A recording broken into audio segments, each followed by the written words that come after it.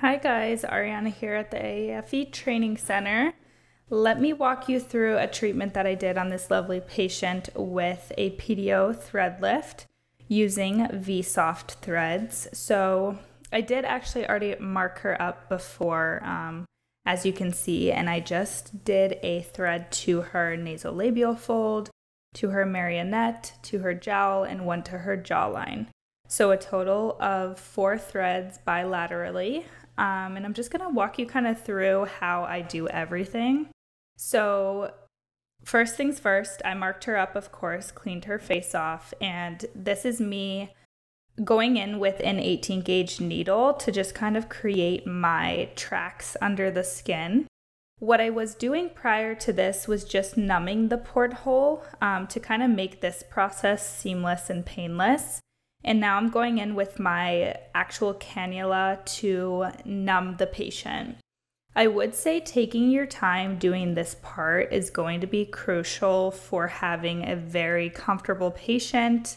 And I'm a big believer that when the patient's comfortable, they're more likely to do their post-care and have just a good thought in their head when they think about their thread lift, which helps with post-care. So I'm just creating the tracks to kind of make my treatment quick and easy. This part's very important, not only the numbing, but just to make sure that you know exactly where you're going. That thread will glide in if you do a really good job making your tract at the right depth and numbing them well. Now, one thing that I want you guys to keep in mind is that too much numbing, although you want them to be absolutely comfortable, too much numbing will actually create a lot of fluid in that small space and not allow your thread to kind of grip onto the tissue. So be very careful with how much you're doing. And keep in mind the patient is pretty comfortable with a small amount of numbing. So this actual creating of the tract and just being near their mouth can be pinchy. So that's a little bit more uncomfortable. But keep in mind, this is very important to not overdo it when it comes to the numbing, which is something that we do teach in all of our PDO courses, but I just want you guys to keep that in the back of your head as I'm moving through. So as we keep moving on, I am 2 tracks in and she's feeling numb. I do actually skip the track for the jawline just while I do the upper face, and then I'll go back and make my porthole and use the cannula with numbing after I do my threads on the upper portion of the face. So after that 3-vector thread lift already.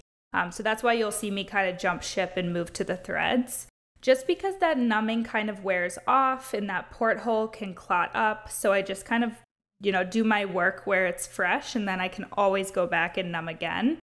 But I have noticed that my patients are pretty numb from this 3-vector track, that they normally never feel the jawline. Not to say that you shouldn't numb them, but they are pretty numb at that point. So now I'm going to go in with my cannula. I have everything set up. I have my porthole, I have my numbing, my patient's comfortable, I know where I'm going. And now the whole key is just to make sure that I'm in the right depth and the right plane and I'm exactly where I want to be. So I'm just kind of taking my time. It can be a little difficult around the mouth, specifically with the nasolabial fold thread and the marionette thread, just because 1, it's a tight space and it's pinchy for the patient, but 2, coming over that zygoma and that cheek, especially if they have a lot of midface, can be really difficult just because they're full in the face and then you're kind of changing direction when it comes to getting down into that nasolabial fold. So you just have to take it really slow and be careful there. But there's a couple tips and tricks that we teach as well that to just kind of make sure that you are in the right plane. And you can't back up with threads, so you have to be very careful as you're moving forward to make sure that you are in that right depth. With that being said, I'm just finishing up this nasolabial fold here, just double checking my work, and then I'm going to pull it out and I'll be one done on her face. She was very, very comfortable this entire time, and she did actually send photos about 24 hours after, and she looked fabulous. So she really looked... when that swelling goes down, because you have to keep in mind you do put a good amount of fluid in just to numb, that they are pretty swollen. So something to just consider is that initial swell. Some patients like it, But a lot are kind of overwhelmed by it. Like, what's going on with my face? Why am I swelling so much? And it's swelling, but also fluid and lidocaine that your body will absorb. So keep that in mind too, why she's looking already a little puffy in that nasolabial fold. That's not the thread at this point. That is just swelling and lidocaine.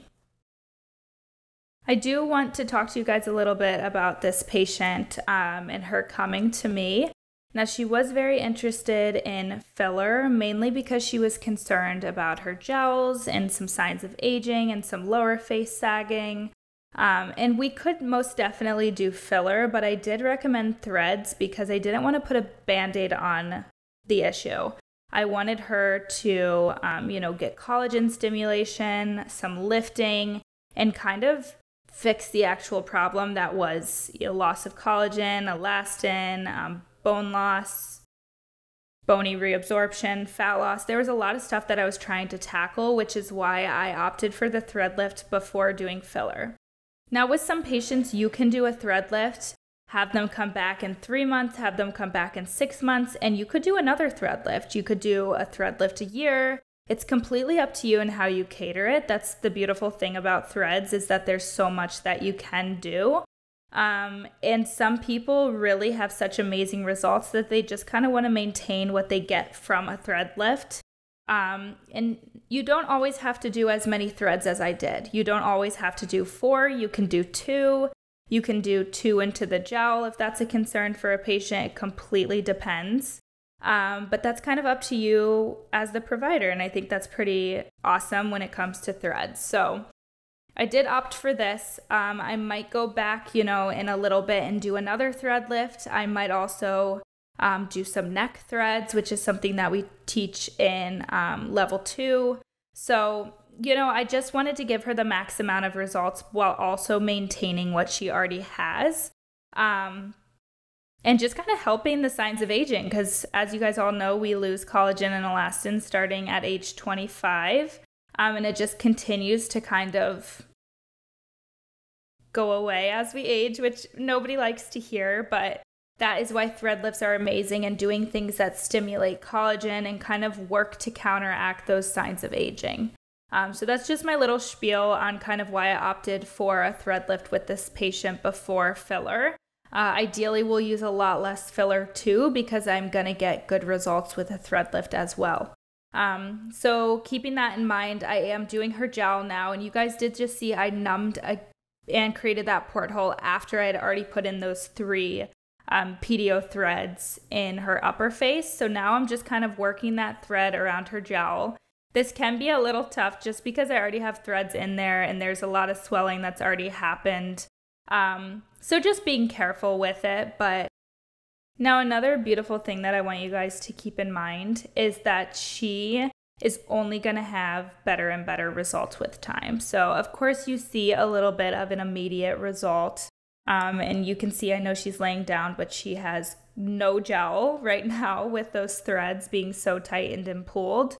But with time, as those threads start to break down, the swelling goes away, they come back as collagen. The results are phenomenal in the sense that patients really, really have great results with skin texture, lifting.